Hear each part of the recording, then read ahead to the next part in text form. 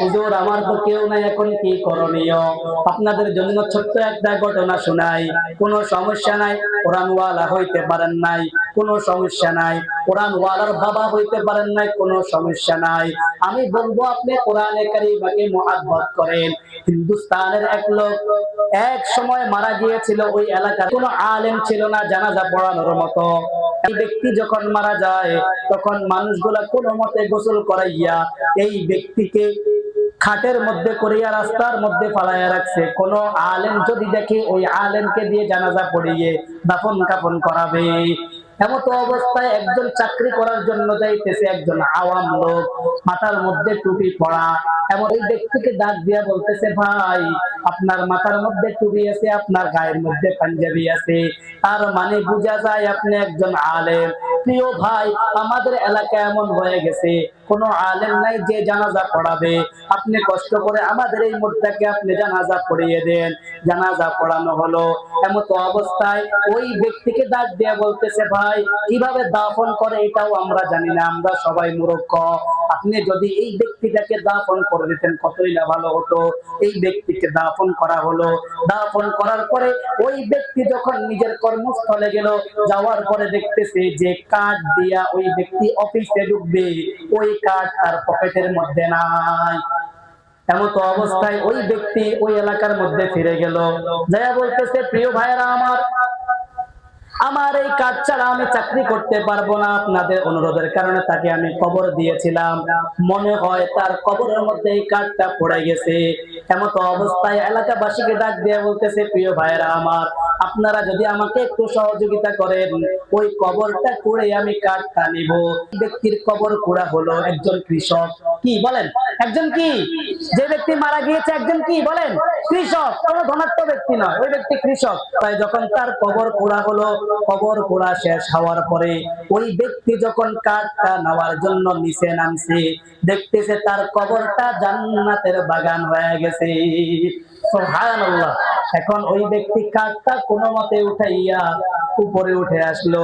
এখন ওই ব্যক্তি সমস্ত এলাকার মানুষকে ডাক দিয়া বলতেছে, ও আমার ভাইয়েরা, আচ্ছা বলেন তো দেখি এই ব্যক্তির বাড়ি কোথায়? তখন বলতেছে, অমুক জমিনের মাঝখানে, অমুক দ্বীপের মাঝখানে। তখন ডাক দিয়া বলতেছে, তার ঘরে আত্মীয় স্বজন কারা কারা আছে? ডাক দিয়া বলতেছে, তার আত্মীয় স্বজন বলতে কেউ নাই, তার একটা যুবতী মেয়ে আছে।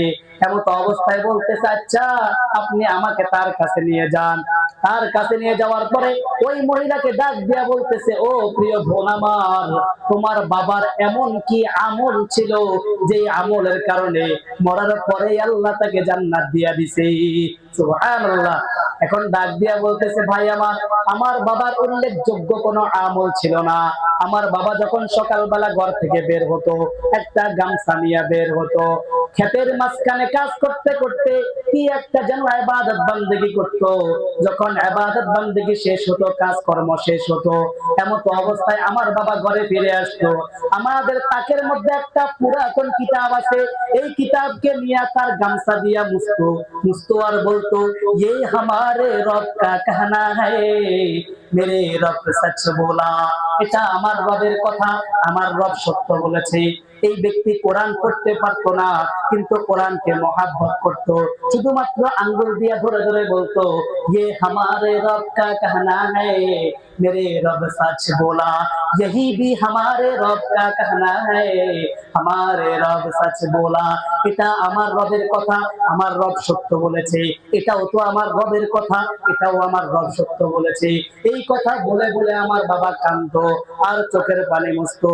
ওই ব্যক্তি ডাক দিয়া বলতেছে, ওই কিতাবটা তুমি একটু নিয়ে আসো। এখন যখন কিতাবটা তার সামনে আনা হলো, দেখতেছে এটা আর কোন দুনিয়ার বড় কিতাব নয়, এটা সরাসরি আল কোরআন। সুবহানাল্লাহ।